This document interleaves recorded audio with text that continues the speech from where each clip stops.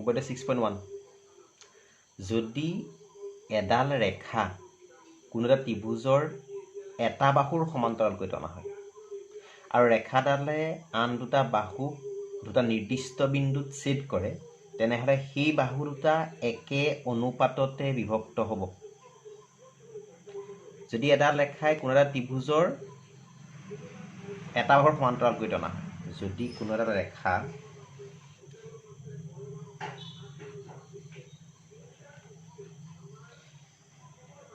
ABC এটা ত্ৰিভুজ, ABC এটা ত্ৰিভুজ, ABC ত্ৰিভুজৰ BC বাহুৰ কৈছে যদি এডাল ৰেখা এটা ত্ৰিভুজৰ এটা বাহুৰ সমান্তৰালকৈ টনা হয়, ABC ত্ৰিভুজৰ BC বাহুৰ এটা ত্ৰিভুজৰ এটা বাহুৰ সমান্তৰালকৈ টনা হয় বুলি কৈছে। গতিকে ABC ত্ৰিভুজৰ BC বাহুৰ সমান্তৰালকৈ টনা ৰেখাই আন দুটা বাহুক দুটা নিৰ্দিষ্ট বিন্দুত ছেদ কৰে। আন দুটা বাহুক মানে AB আৰু AC দুটা নিৰ্দিষ্ট বিন্দুত ছেদ কৰে, D আৰু E। এতিয়া বিশেষ সূত্ৰটো কি হ'ব?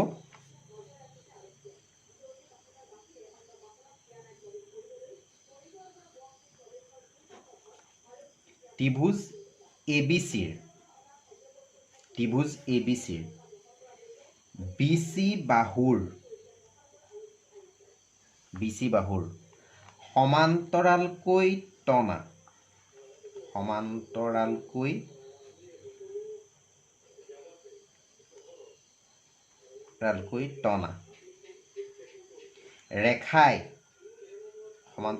টনা ৰেখাই AB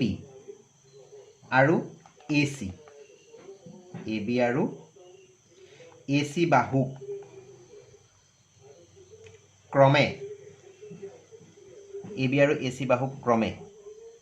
D আৰু E বিন্দুত ছেদ কৰিছে।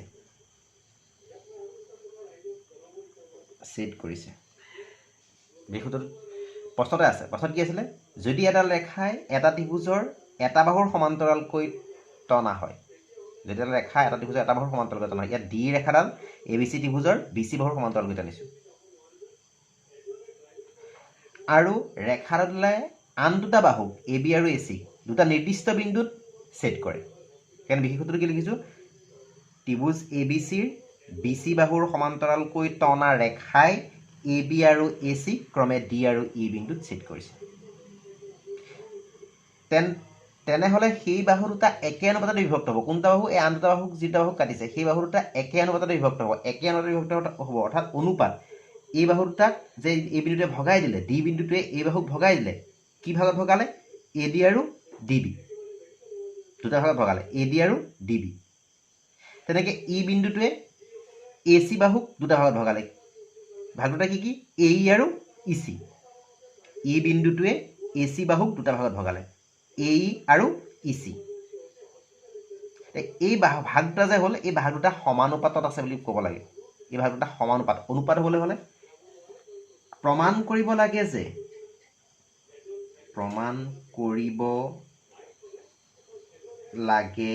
যে এই বাহু দুটা অনুপাত AD/DB ইকুৱেল AE/EC সমানুপাতত ভাগ হয়। গতিকে AD/DB ইকুৱেল AE/EC।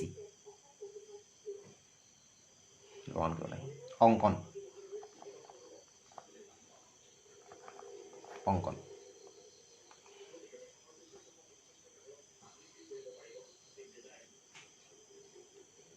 DM লম্ব, এটা লম্ব 90 ডিগ্ৰী, এইটো মানে DM লম্ব এই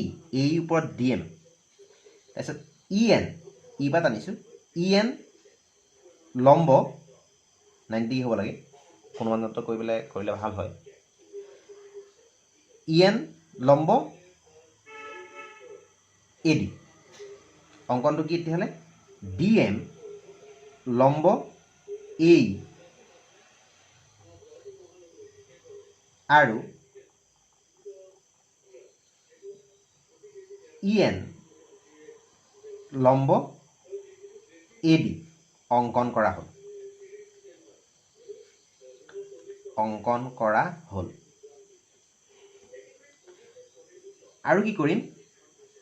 BE আৰু CD সংযোগ কৰা হ'ল BE আৰু CD সংযোগ কৰা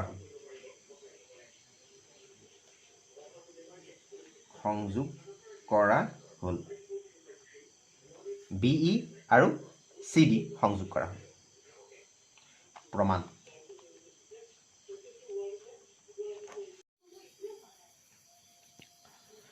এতিয়া চোৱা প্ৰমাণ মোক লাগে AD by DB প্ৰমাণ কৰিব লাগে যে কি আছিলে AD by DB equal AE by EC AD by DB equal AE by EC সেইটো প্ৰমাণ কৰে AD লাগে AD তাৰপিছত লাগে DB গতিকে AD লাগে গতিকে মই ত্ৰিভুজ ল'ম ADE তাৰপিছত ত্ৰিভুজ ল'ম DB লাগে গতিকে DBE ADE DBE গতিকে AD by DB গতিকে এৰিয়া অফ ADE কালি ADE ত্ৰিভুজৰ কালি বাই DBE ত্ৰিভুজৰ কালি area of ADE by area of DBE ADE ত্ৰিভুজৰ কালি ADE ত্ৰিভুজৰ কালি তাৰ কাৰণে ত্ৰিভুজৰ কালি কি হাফ পূৰণ ভূমি পূৰণ উন্নতি গতিকে AD হাফ পূৰণ ভূমি AD উন্নতি EN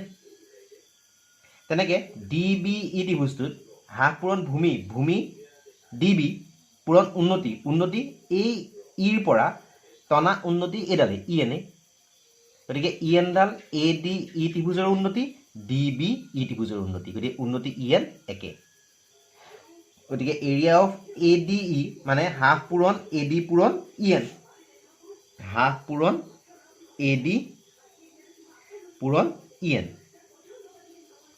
তেনেকে DBE ত্ৰিভুজৰ কালি এৰিয়া অফ DBE গতিকে হাফ পূৰণ DB পূৰণ EN equal EN cancel half cancel কি থাকি গ'ল AD by DB হাফ এটা কেঞ্চেল গ'ল EN কেঞ্চেল গ'ল হাফ কেঞ্চেল গ'ল গতিকে AD by DB তেনেকৈ আকৌ মোক কি লাগিব AE by EC AE লাগিব গতিকে area of AED by EC লাগিব area of ECD AED ECD AE লাগিব গতিকে AED EC লাগিব গতিকে ECD area of AED by area of ECD equal half পূৰণ AED AE ভূমি উন্নতি DN হাফ পূৰণ ভূমি AE পূৰণ উন্নতি DN হাফ পূৰণ ভূমি EC উন্নতি EC যদি ভূমি হয় উন্নতি হ'ব DN একেই ভূমি EC পূৰণ উন্নতি DN cancel half cancel equal AE by EC এতিয়া ADE ত্ৰিভুজটো যি AED ত্ৰিভুজটো একেটাই গতিকে এইটো ত্ৰিভুজৰ কালি যিমান এইটো ত্ৰিভুজৰ কালি সিমানেই গতিকে ইয়াৰ ওপৰ দুটা সমান তলৰ দুটা সমান নেকি এই তলৰ দুটা ত্ৰিভুজ DBE এই ত্ৰিভুজটো আৰু ত্ৰিভুজ ECD এই ত্ৰিভুজটো এই ত্ৰিভুজ দুটা দুইটাৰে ভূমি একেডাল ভূমি D উল্টাই পেলাই যদি আমি চাওঁ তোমালোকে বহিখন যদি উল্টাই পেলাই চোৱা D ভূমিৰ ওপৰতে এই ত্ৰিভুজটো আছে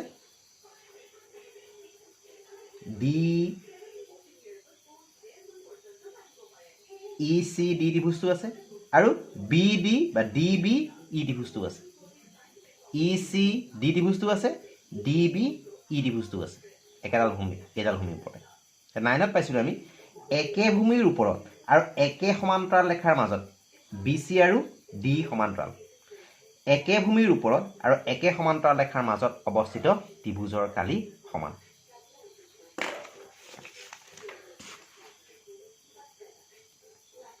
আকৌ ত্ৰিভুজ DBE আৰু ত্ৰিভুজ ECD একে ভূমি DEৰ ওপৰত আৰু একে সমান্তৰাল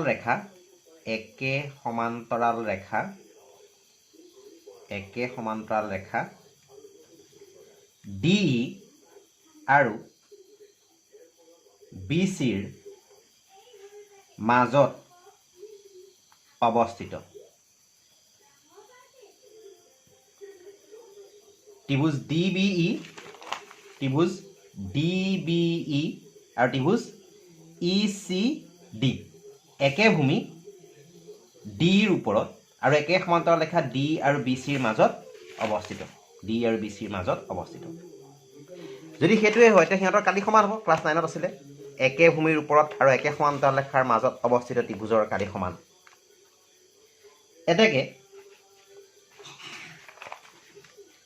area of DBE equal area of ECD তে ওপৰত আমি পাইছিলোঁ কি পাইছিলোঁ area of ADE by area of DBE আকৌ হিফালে পাইছিলোঁ কি area of AED আৰু area of ECD এই ত্ৰিভুজ দুটাৰ এই দুটাটো একে ত্ৰিভুজ খালি নামটো বেলেগ হৈ আছে ত্ৰিভুজটো একে কিন্তু আৰু এই দুটাৰ কালি সমান বুলি পাইছোঁ গতিকে ওপৰ এটো যদি x ওপৰত এটো x এটো যদি y এটো যদি z কিন্তু y আৰু z সমান তে ওপৰত যদি 15 আছে এটো ওপৰত 15 আছে তলত যদি y ইয়াত 20 আছে এটো 20 আছে অৰ্থাৎ এটো 15/20 এটো 15/20 অৰ্থাৎ এটা সমান নহয় নে এই অনুপাত দুটা গতিকে আমি কি লিখিব পাৰোঁ এটাকে area of ADE by area of DBE equal area of AED by area of ECD এইটো হলে কি পাইছিলোঁ আগত এইটো হলে পাইছিলোঁ AD by DB এইটো হলে কি পাইছিলোঁ AE by EC